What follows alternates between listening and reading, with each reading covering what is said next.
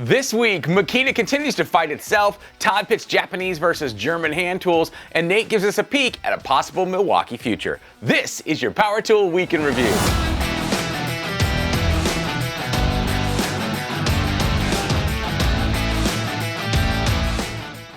Today's episode is brought to you by OhioPowerTool, Pro Tools, Pro Service at the best prices at OhioPowerTool.com.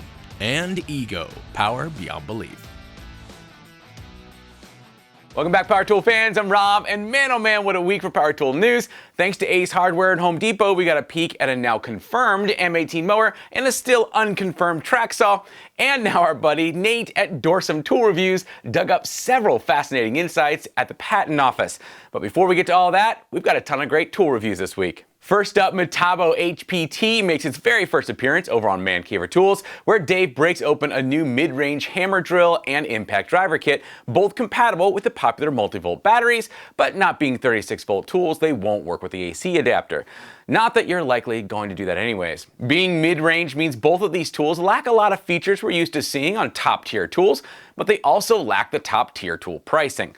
Dave seems to be overall impressed with the set, only complaining about the lack of a second handle on the hammer drill, and while he liked the triple hammer impact, he did note that the feature was likely holding back potential power. Of course, this is just an introduction as far as MCT videos go, and you can all look forward to seeing both of these tools tested against several other brands in the near future. Moving on to Makita this week, over at Tools and Stuff, they continue to dig deeper into the Makita XGT platform, this time giving us a detailed comparison between their new XGT rear handle circular saw and the LXT 18V X2 rear handle. This is another one of those confusing matchups where Makita seems to be making identical saws for two very different platforms. I know Makita gets a lot of crap for XGT. Most people that we talk to seem to think that the XGT tools are pretty great and Makita should have just phased out LXT and, moved us all onto XGT, but boy is that easier said than done. So instead we get these odd brothers who are almost identical in capacity and ergonomics, but with the XGT being newer, it has a better motor, more power, much higher RPM, and so it wins every performance test. And at only $39 more,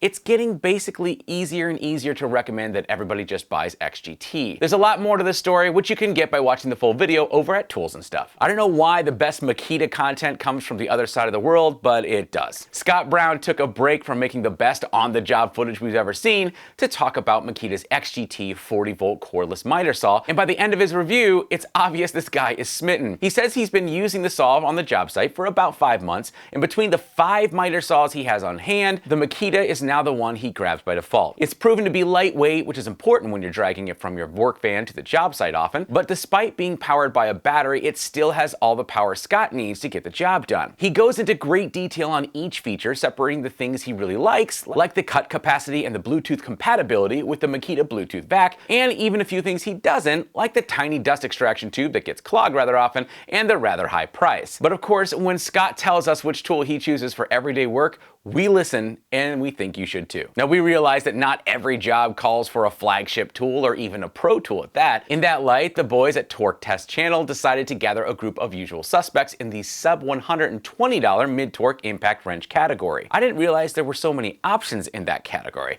but they found a Craftsman, Bauer, Ryobi, Orange Rigid, and Hart from Walmart. The first things you're going to notice is how big these tools are. Compaction takes dollars, guys. But this lineup of entry-level tools appears to deliver enough power to get a lot of work done. Which one's best? You'll have to head over to TTC to find out. Moving on to DeWALT, their new 20-volt max compact bandsaw found its way over to the SparkyChannel, and I'll be honest, anytime Bill shows up in our Power Tool video feed, we get excited to watch. Bill has a rare passion for power tools that makes every review an informative and entertaining event, and this time was no different.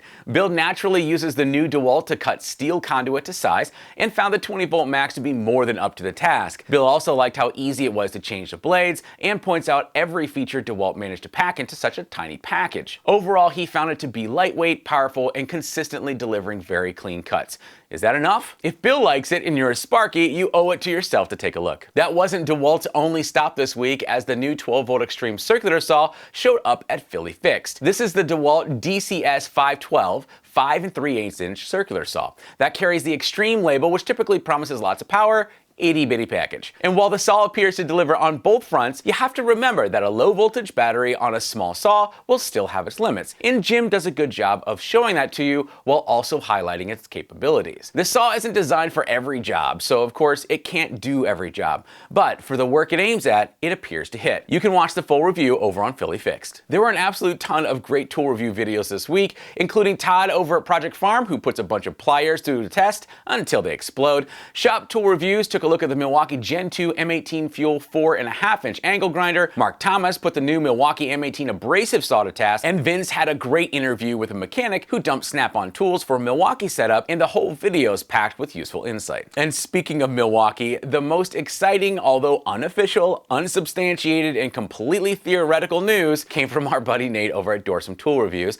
who once again crawled into the patent office and came out with a ton of exciting insight into the possible future of Big Red. This time around, he found some absolutely fascinating things that will please a lot of Packout fans, like a fold-out work surface, a sawhorse, and a wireless phone charger. There's also a super cool M18 hoist, pipe threader, and a couple X2 style double battery tools that could mean a whole host of new possibilities in the future. There's also a ton of MX tools, including a freaking welder, some lights, and even a disposable shop vac. Of course, these are just patents. The vast majority never turn into tools, but it's always fun to let these technical ideas fuel a bunch of fantasies in the comments. Highly recommend you go watch the video. A couple days ago, I was fortunate to participate in a local meetup at OhioPowerTool, where I was able to reconnect with some old friends and meet a bunch of new ones. I just wanted to thank Vince, Clint, Dave, and several others who showed up, and of course, OhioPowerTool for hosting it.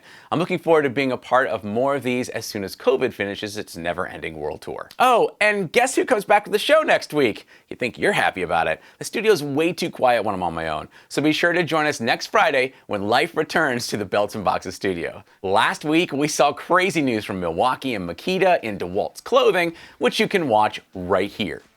I want to thank Ego and OhioPowerTool for sponsoring this episode. Guys, we couldn't do it without you. If you liked this episode, give it a thumbs up, and if you loved it, we hope you subscribe. Now, have a safe weekend, and I'll see you next week.